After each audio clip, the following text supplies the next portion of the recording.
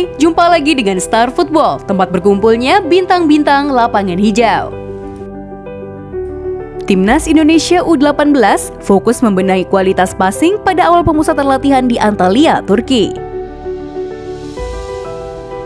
Menu tersebut sesuai dengan keinginan dari pelatih Shin Tae-yong yang belum sepenuhnya puas dengan kualitas passing Timnas U18. Pelatih Timnas Indonesia U18, Bima Sakti, menyebut pihaknya terkoneksi dengan Shin Tae-yong selama pemusatan latihan di Turki.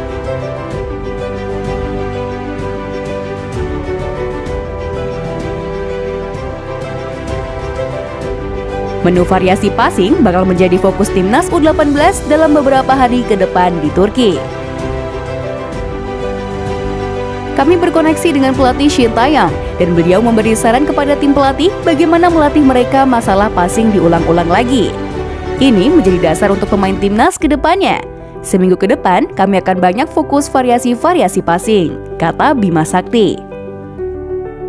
Pelatih Bima Sakti juga menyebut semua pemain timnas U18 dalam kondisi baik dan bugar. Para pemain digenjot dengan latihan padat, yakni 3 sesi sehari untuk meningkatkan kualitas bermain.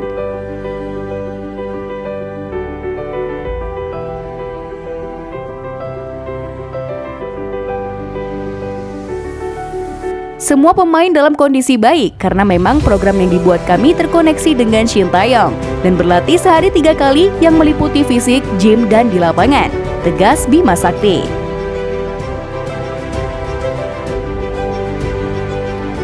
Pemusatan latihan ini dilakukan sebagai persiapan Timnas Indonesia U18 menuju Piala Dunia U20 2023. Kegiatan ini akan berlangsung sampai 2 Desember 2021.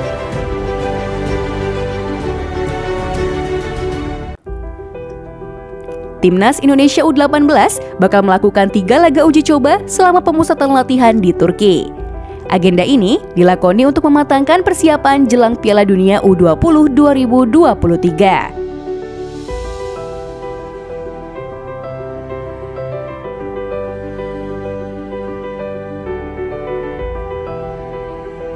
Timnas Indonesia U18 tercatat akan menghadapi Antalyaspor U18 pada 21 November 2021. Setelah itu, Timnas U18 bakal menjajal kekuatan Alanyaspor U18 pada 24 November 2021. Adapun lawan ketiga yang akan dihadapi Timnas Indonesia U18 masih misteri. Rencananya, laga ketiga akan digelar pada 27 November 2021.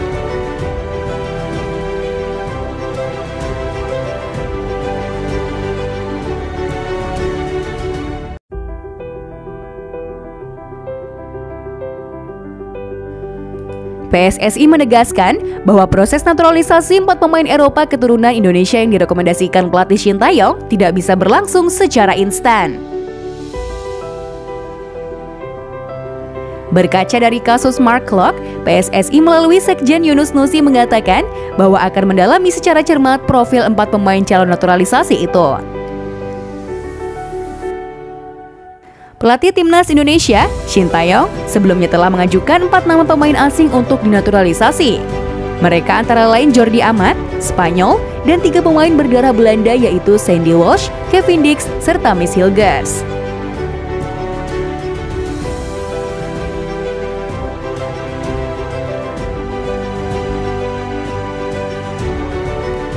PSSI bergerak cepat memproses naturalisasi pemain yang punya darah Indonesia.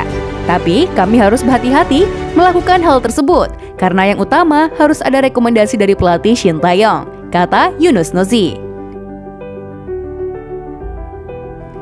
Saat ini PSSI sedang memproses 4 pemain berdarah Indonesia, yakni Sandy Walsh, Jordi Amat, Kevin Dix, dan Miss Hilgers.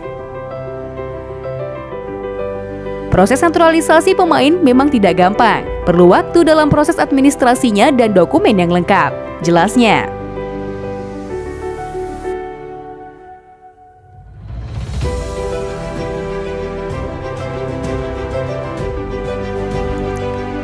PSSI tidak ingin kasus Mark Klok terulang, di mana sang pemain belum bisa memperkuat Timnas Indonesia meski sudah sah secara hukum sebagai WNI. Pemain Persib Bandung itu baru bisa membela timnas Indonesia setelah menetap 5 tahun di tanah air yang baru terjadi pada 2022. Hal ini disebabkan lantaran Klok tidak bisa menunjukkan dokumen yang membuktikannya punya keturunan Indonesia.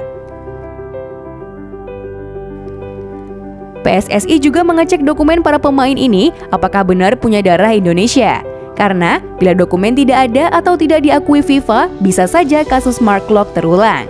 Jelasnya, untuk menyelesaikan masalah naturalisasi ini, PSSI menunjuk salah satu anggota Exco, yakni Hassani Abdul Ghani, untuk mengurusnya.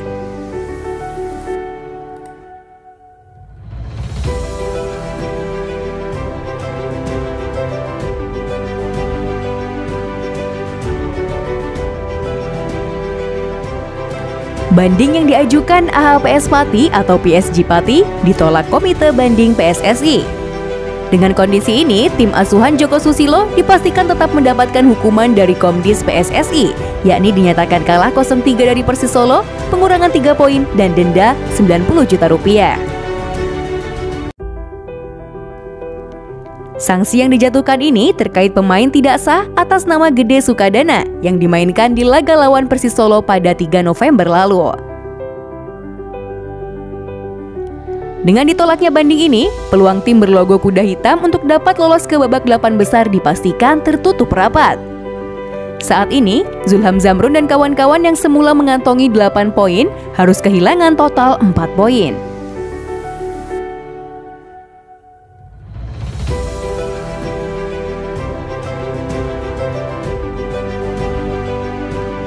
Artinya, saat ini hanya tersisa 4 poin atau berselisih 1 poin saja dari penghuni dasar klasemen grup C, Hizbul Wathan. Sebuah kabar yang tentunya menyedihkan untuk AHPS Pati yang tengah berjuang untuk dapat lolos ke babak 8 besar. Namun, keputusan ini harus dihormati dan tim harus berjuang lebih keras lagi di 2 laga tersisa, kata manajer AHPS Pati Arfan Afif. Hal ini disebutnya menjadi sebuah pelajaran berharga bagi tim untuk masa yang akan datang. Dikatakan Arfan, kondisi yang sama tak boleh lagi terulang.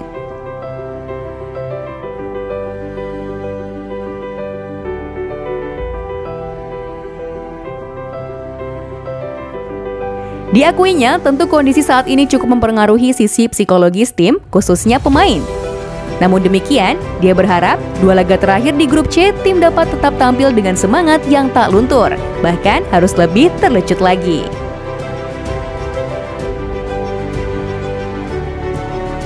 Peluang untuk ke babak 8 besar sudah tertutup. Kini, tim harus berjuang untuk menjauh dari zona degradasi, ucap Arfan lagi. Dia juga yakin pemain akan berjuang sepenuh hati di 2 laga terakhir demi lepas dari zona merah.